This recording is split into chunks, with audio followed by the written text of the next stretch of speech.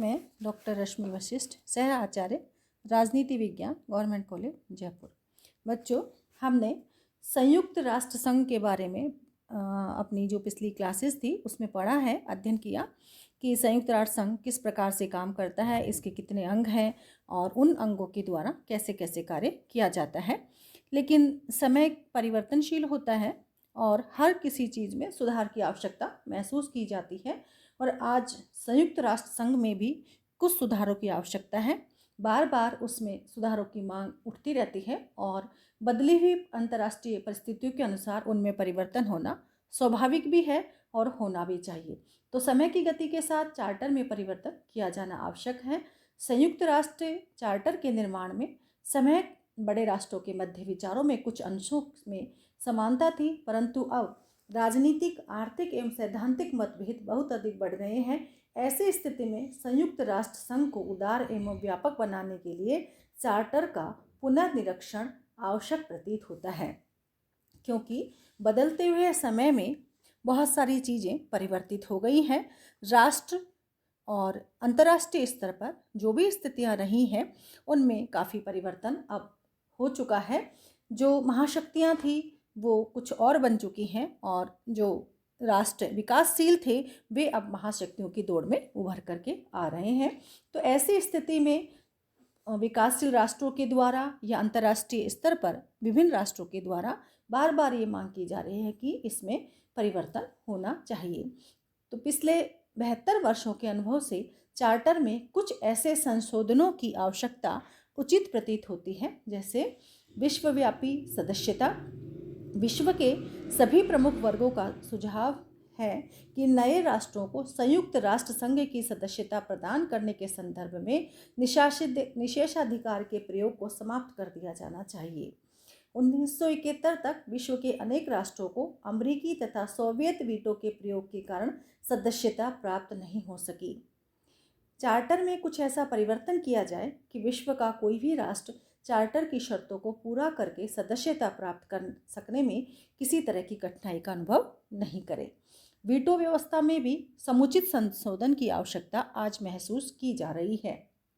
Veto की व्यवस्था जो संयुक्त राष्ट्र संघ को सफल बनाने के लिए रखी गई थी, संयुक्त राष्ट्र के लिए ही घातक सिद्ध हो गई है, क्योंकि कुछ राष्ट्रों ने इसको संकुचित स्वार्थता के कारण अपने आप में लाभ प्राप्त करने के लिए इसका प्रयोग करना शुरू कर दिया।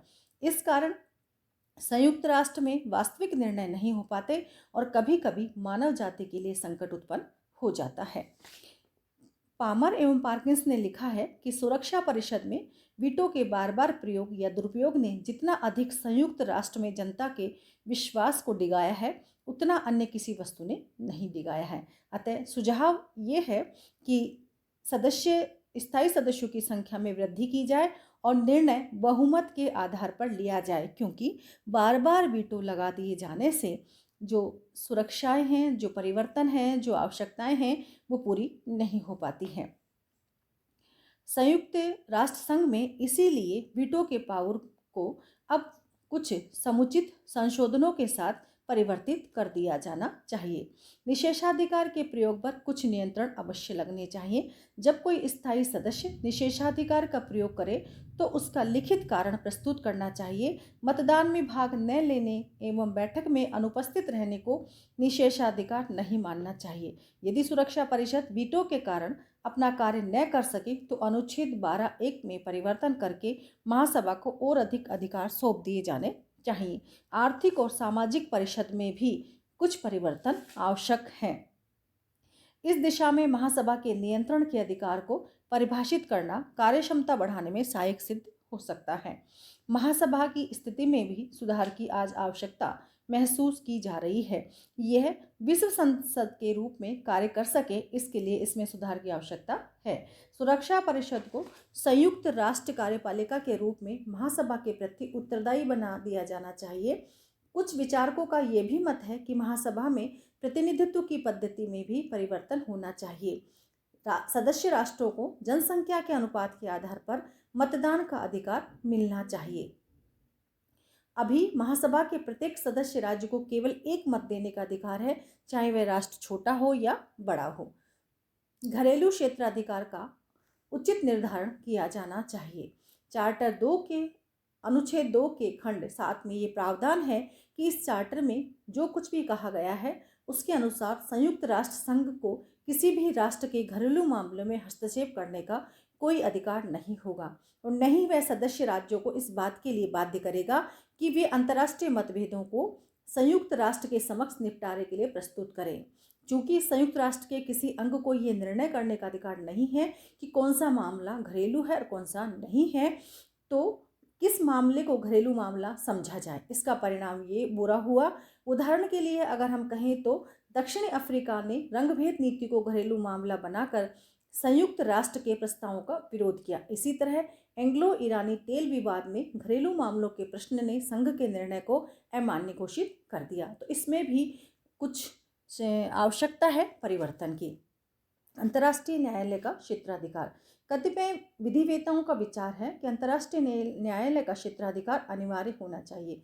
चार्टर में ऐसी व्यवस्था होनी चाहिए कि शांति एवं सुरक्षा संबंधी विषयों में अंतर्राष्ट्रीय न्यायालय के सभी निर्णय संबंधित राष्ट्रों पर बाध्यकारी हों। यदि सदस्य राष्ट्र अपने संघर्ष या विवाद का शांतिपूर्ण निदान न प्राप्त कर सके तो उक्त विषय अंतर्राष्ट्रीय न्यायालय के समक्ष अवश्य प्रस्तुत किए जाने चाहिए। महासभा में आनुपातिक प्रतिनिधित्व की आवश्यकता भी अब लगातार महसूस की जा रही है। एक देश के 5 सदस्य और 1 वोट के स्थान पर सदस्य व वोट जनसंख्या के अनुपात से होने चाहिए। उदाहरण के लिए रूस, अमेरिका, चीन, भारत आदि बड़े देशों को 30 सदस्य भेजने का अधिकार हो और महासभा में उनके वोट भी 30 ही हों। England, Germany, France, Pakistan, Indonesia आदि मध्य श्रेणी के जो राष्ट्र हैं वो 15 सदस्य भेजें, 15 वोट डालें। इसी प्रकार छोटे देश या छोटी जनसंख्या के आधार पर 5 या सदस्य भेजें और उतना ही मत डालें। संयुक्त राष्ट्र की सदस्यता महासभा प्रदान करे। जहां तक नए राष्ट्रों को संघ में सम्मिलित करने का प्रश्न है, इस तर्क में पर्याप्त बल है कि महासभा अपने उपस्थित सदस्यों के 2/3 बहुमत से नए सदस्यों को संयुक्त राष्ट्र की सदस्यता प्रदान करे। एशिया तथा अफ्रीका का उचित प्रतिनिधित्व। संयुक्त राष्ट्र की महासभा में एशिया एवं अफ्रीका के राष्ट्रों का बहुमत है, जिनके आधार पर सुरक्षा परिषद के माध्यम से शक्तिशाली राष्ट्रों द्वारा उन पर थोपे गए निर्णयों की उन्होंने उपेक्षा करना प्रारंभ कर दिया, ताकि तथाकथित बड़ी शक्तियों को ये आभास हो जाए कि छोटे तथा तीसरी दुनिया के विकासशील राष्ट्रों का और अधिक दिनों तक शोषण नहीं किया जा सकता है। इसके लिए एक सुझाव ये है कि भारत तथा जापान जैसे अत्यधिक महत्वपूर्ण राष्ट्रों को सुरक्षा परिषद में स्थायी सदस्यता प्रदान की जाए तथा निषेधाधिकार भी प्राप्त हो सके। शक्तिशाली अंतर्राष्ट्रीय सैन्य बल की भी अब आवश्यकता है। संयुक्त राष्ट्र को प्रभावशाली कार्यवाही के योग्य बनाने के लिए एक शक्तिशाली अंतर्राष्ट्रीय सैन्य बल की स्थापना आवश्यक है। आय के स्वतंत्र एवं विश्वसनीय स्रोत भी होने चाहिए। चार्टर में संघ की आय के स्वतंत्र एवं विश्वसनीय स्रोतों की स्थापना होनी चाहिए। ऐसी व्यवस्था की जाए कि प्रत्येक सदस्य को कम से कम 0.01% का न्यूनतम अंशदान करना आवश्यक है। संयुक्त राज्य अमेरिका, रूस, जापान, जर्मन गणराज्य, फ्रांस, जनवादी चीन, ब्रिटेन, इटली आदि तथा कनाडा तक का योगदान 75.2% होता है, जबकि 96 देश जो कि कुल सदस्य संख्या का 2/3 भाग हैं तथा जो कि बहुमत का प्रतिनिधि होने के कारण कुल बजट का भी संचालन करता है, उसका अंशदान कुल मिलाकर 2.89% ही बैठता है। ये सभी 96 देश लघुतम तथा अणु राज्यों की श्रेणी में ही रखे जा सकते हैं। वास्तव में संयुक्त राष्ट्र संघ के ढांचे में सुधार इन सबसे बड़े अंतर्राष्ट्रीय संगठन की सबसे बड़ी चुनौती समझी जाती है। इस बात में शक नहीं कि संयुक्त राष्ट्र संघ के मौजूदा ढांचे में सुधार होना मौजूदा दौर में बहुत अहम है, क्योंकि इसका ढांचा मौजूदा दुनिया की वास्तविकताओं के अनुरूप नहीं है। इस समय अंतर्राष्ट्रीय व्यवस्था का ढांचा बहुध्रुवीय व्यवस्था की ओर बढ़ रहा है। सुरक्षा परिषद के स्थायी सदस्यों को हासिल वीटो अधिकार ये विषय है जिस पर हमेशा से आपत्ति दर्ज की जाती रही है। इसके अलावा सुरक्षा परिषद की स्थायी सदस्यों पर आधारित संरचना भी दुनिया के ज़्यादातर देशों को स्वीकार नहीं है, क्योंकि सुरक्षा परिषद के मौजूदा ढांचे में कुछ महाद्वीपों जैसे अफ्रीका और दक्षिण अमेरिका का कोई स्थायी सदस्य नहीं है। इस प्रकार से बार बार ये मांग की जा रही है कि सुरक्षा परिषद में कुछ सुधारों की आवश्यकता है और वो की जानी भी चाहिए।